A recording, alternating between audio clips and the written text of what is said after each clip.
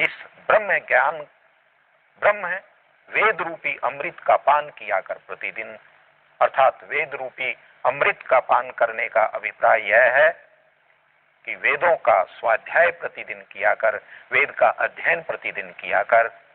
ये तुम्हारे कुल को उत्तम बनाने वाला है, ये तुम्हारे सौभाग्य को बढ़ाने वाला है। इस प्रकार स्त्री को वेदाध्ययन का, वेद के स्वाध्याय का निर्देश यजुर्वेद में दिया गया है। अथर्ववेद में एक अन्य मंत्र बहुत ही स्पष्ट शब्दों में स्त्री को वेद के स्वाध्याय का, वेद के आचरण का निर्देश देता है।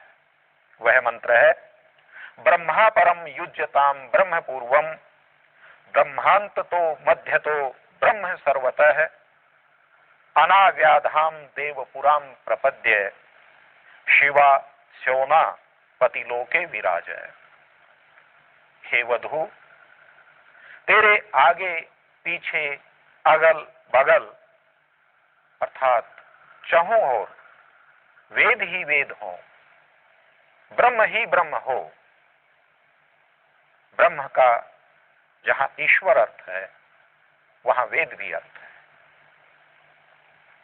तो वेदों से जुड़ी रहे समग्र ओर से, और इस प्रकार रहते हुए निरोग रहकर, कल्याणमयी रहकर, सुखी होकर पति के हृदय में विराज। इसका अभिप्राय यह है कि वेदों का स्वाध्याय करने वाली स्त्री, वेदों से आचरण के रूप में जुड़ी हुई स्त्री उत्तम स्वास्थ्य वाली होती है, सुखी होती है, उसके जीवन का कल्याण होता है। लेकिन वेद उसको कहता है कि तू समग्रतः हर दिशा से अर्थात सदा और सर्वदा वेद से जुड़ी रहे, वेद का स्वाध्याय कर और वेद में जो कर्तव्यों का पालन करने का निर्देश दिया है उनका पालन कर। वेद में जिन धर्मों के पालन करने का निर्देश दिया है उनका पालन कर, वेदोक्त आज्ञाओं का पालन कर। अगर वेदोक्त आज्ञाओं का कोई स्त्री पालन करेगी तो उसके जीवन का कल्याण होगा, उसके जीवन की उन्नति होगी, उसका जीवन सुखी होगा। बहुत ही स्पष्ट शब्दों में वेद से जुड़े होने का, स्वाध्याय और आचरण के रूप में सदा सर्वदा वेद की आज्ञाओं का पालन करने का निर्देश इस मंत्र में दिया गया है। हमने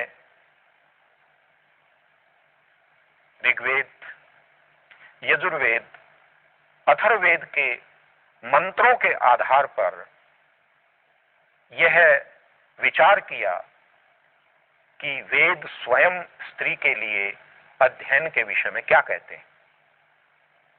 तो हमने देखा कि बड़े साफ शब्दों में वेदों ने स्त्रियों को वेदाध्ययन का, धर्म पालन का या स्वाध्याय करने का आदेश निर्देश दिया है। जहां स्वयं वेद स्त्रियों को ये निर्देश दे रहे हैं तो उन्हीं वेदों के अध्ययन का निषेध करने वाला कोई दूसरा व्यक्ति कैसे अधिकारी हो सकता है? उसको क्या अधिकार है कि वो उन वेदों के लिए निषेध करे? अगर वह ऐसा करता है तो यह उसकी धृष्टता मात्र है, यह उसकी अनधिकार चेष्टा मात्र है। अब आइए ऐतिहासिक दृष्टि से इस वैदिक परंपरा का अवलोकन करते हैं, इस पर दृष्टिपात करते हैं, महर्षि मनु की इस परंपरा पर दृष्टिपात करते हैं, आदिकालीन महर्षि मनु द्वारा प्रदत्त इस परंपरा पर, कि हमारे वैदिक समाज में या वैदिक साहित्य में ये परंपरा कैसे और किस रूप में पाई जाती है। ये परंपरा का जो ऐतिहासिक प्रमाण है ये उसको व्यावहारिक रूप में सिद्ध करेगा कि वास्तव में ये केवल शास्त्रीय वचन नहीं थे, अपितु व्यवहार में इस तरह से इन वचनों का पालन हुआ करता था। सबसे पहले हम मनु की घटना को ही लेते हैं। हमारे इतिहास में 14 मनुओं की परंपरा मिलती है, जिनमें सबसे पहला मनु स्वयंभू है, जो कि मनुस्मृति नामक संविधान का, मनुस्मृति नामक धर्मशास्त्र का रचयिता हमारे साहित्य में माना गया है। उस मनु से ये परंपरा प्रारंभ होती है और इसमें 7वां स्थान है मनु वैवस्वत का। मनु वैवस्वत एक राजर्षि था, एक चक्रवर्ती सम्राट था। मनुओं की परंपरा, मनुओं के वंश में हमें निरंतर प्राप्त होती है। शतपथ ब्राह्मण के अनुसार इस मनु का नाम श्रद्धादेव था।